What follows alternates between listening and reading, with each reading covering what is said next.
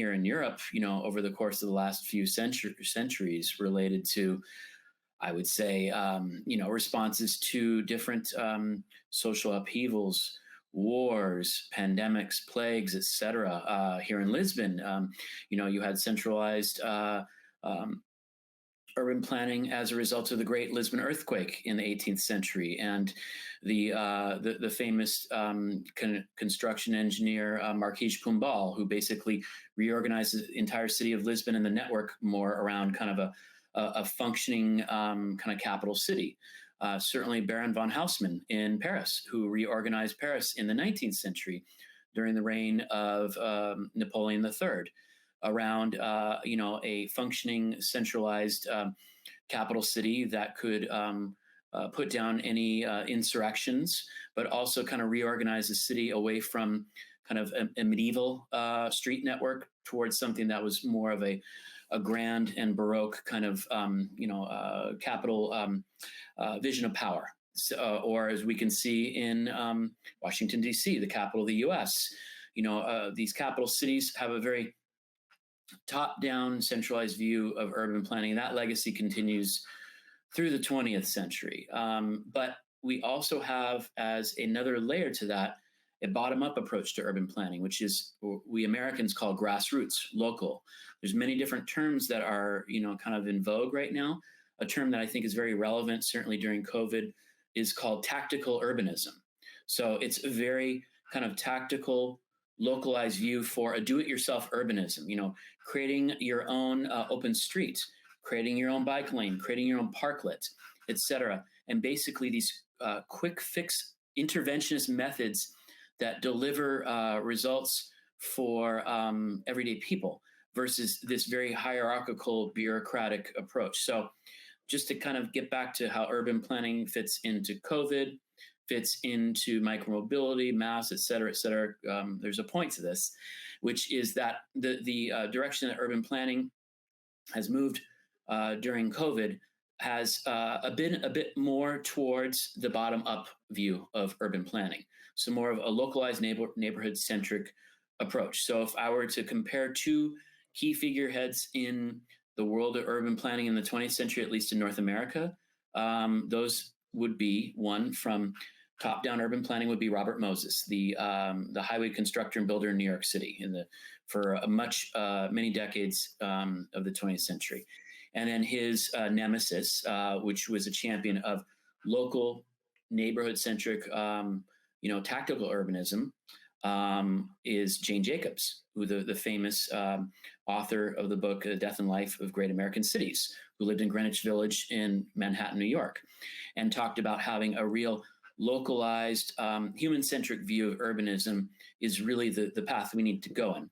So COVID has kind of laid bare a lot of these different schools of thought, how we view, how we organize cities, how we prioritize our policies, our programs, and thinking about really how we've been stuck the last 75 years in North American and European cities since the Second World War. So I talked previously, the question you gave me, about kind of the evolution of cities and taking that very, I like to call this future-centric view, which was rooted in the interwar period, like I'd mentioned, between the First and Second World, of modernism, or the International School of Architecture.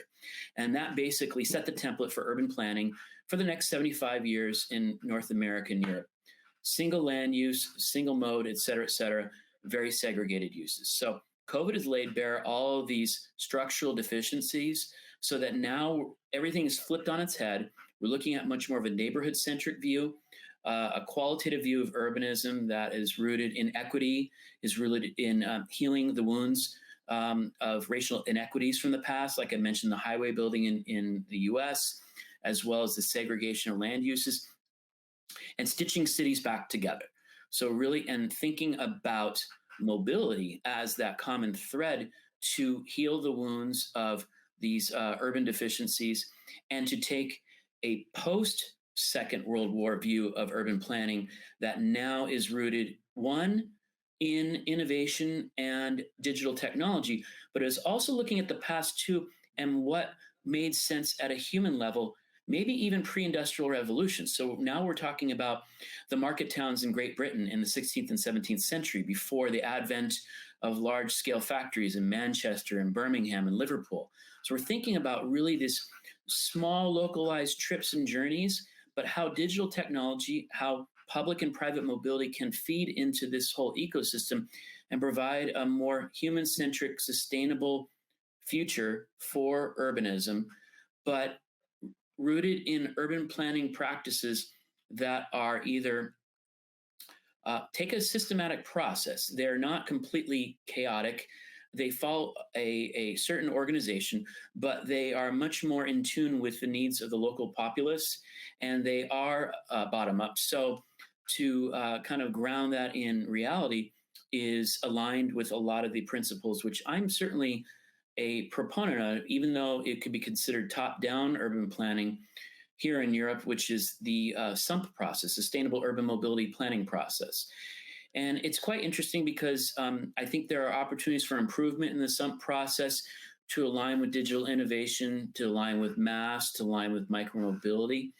But the entire structure is formulated on mobility as the common thread of all forms of how we organize land uses, the urban environment, and we provide for a sustainable future. And I think it's the logical starting point for how we view cities as living organisms. And I think the SUMP structure is very, very logical. It takes a kind of a very interesting cyclical process through public engagement, as well as building out the different layers of use cases that position, I would say, investments in physical infrastructure to support these desired outcomes related to sustainable mobility. So what I mean by that is specific examples now. So the specific examples which are kind of a key outcome to the sustainable urban mobility planning process are on a digital realm and a physical realm. The physical realm, to start off with, a great example would be investments at a tactical level of active transportation and shared use mobility hubs. And these two different pillars are interesting because they are used as a basis to promote better mobility access and to basically induce modal shift away from automobile overdependence. So I think by investing in the physical environment, shared use mobility hubs, whether it be bike, kick scooter, multimodal transfer stations that are located adjacent to land uses and density that allow for high pedestrian activity, as well as economic development, are really interesting. And these are part of that SUMP planning process. But then we now look at the digital layer as an enabler to actually promote better innovation, because there's two sides to this. And the digital layer is essentially, whether it be mobile apps, whether it be connectivity, whether it be MaaS, et cetera, in providing an ecosystem for innovation for private investors, startups, as well as other ventures to participate and add value into that ecosystem. So I think the planning process, you have to have, I'm not saying you have to have a top-down structure, but you have to have some type of structure. And I think the SUMP structure here in Europe makes sense, but it has to be better influenced and informed by a bottom-up tactical urbanist, I would say, philosophy, but rooted in an outcomes-based approach that leads to investments in digital and physical infrastructure that promote better multimodal outcomes and sustainable futures. So I think that that's really how we tie in MaaS, we tie in micromobility, we tie in urban planning, and we tie in how these cities are making short and long-term investments in the future. And to your point, because I think you asked me this before, what are the key takeaways? What are the examples of that that viewers can actually research and look for themselves? They're happening all over Europe right now. So where do I start? Here in Lisbon, I mean, you have pop-up bike lanes, expansion of the entire city bike network as promoted in the Velo City conference a few months ago here in Lisbon. So Lisbon is becoming really that cyclist hub in Europe right now. I'm certainly in Berlin, one of my other favorite cities in Europe. I mean, the expansion of pop up and corona cycleways throughout the city, such as the Kreuzberg district and others. They were one of the first areas to introduce these emergency measures that have now become permanent, as well as I think it's a 30-kilometer zone that they're looking to promote for car-free travel in the city's, the Mitte district in the center of Berlin. So really amazing stuff happening. Of course, the regional bikeway network that they've just approved for Milan in Lombardy, in northern Italy. Amazing stuff going on there. As well as, of course, Barcelona. We have the Superblock system, which is basically a natural extension of us urbanists who we all studied Barcelona in graduate school. To use the Catalan word, it's the eixample, the extension of the original medieval core of Barcelona, the basically the gridded systems to the north and east along the Mediterranean shore. They're basically creating a superblock system of pedestrian corridors. I mean, I could go on and on. One of the first cities to introduce outdoor dining and open seating was the capital of Lithuania. Vilnius, Lithuania was the first, before New York City, before any other city across the world. Vilnius was doing it first in terms of having an outdoor dining environment that promoted social distancing, but also allowed for economic activity. And the list goes on and on. So I think that any one of these, use cases could be researched and kind of further explored, but they're all part of either a tactical urbanist approach to kind of emergency intervention. But now what's happening is they're slowly evolving into the long-term infrastructure planning process for all European municipalities, which is interesting because we thought that these would be temporary measures. They might drop off. Now, here comes back to the contrast of North America and Europe. So we got to look back both sides of the Atlantic. A lot of these temporary corona measures are rolling back in the US now. So you have a lot of the open streets program in many cities like San Diego, like Oakland, like other cities, and they're opening them back up to cars now. That's not good.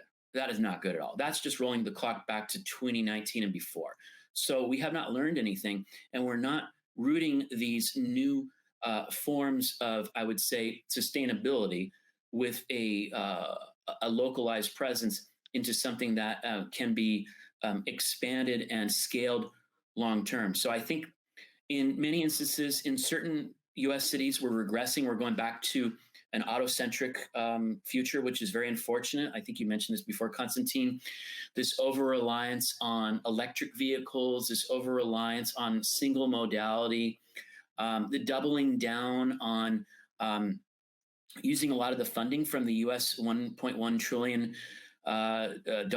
Infrastructure Act to basically build new highways in North America is very disturbing. And that was part of some of my critiques of the bill, even though there's some interesting grant funding opportunities by the US Department of Transportation. But I see here in Europe, we're actually using this crisis as a basis for opportunity for a better future. So with crisis comes opportunity. And I don't want to tip the scales too much in the European side right now, but I think certainly when it comes to blending urbanism, blending COVID, blending shared mobility, and aligning with, I would say, more strategic policy outcomes, I'm seeing a lot of positive activity here in mainland Europe.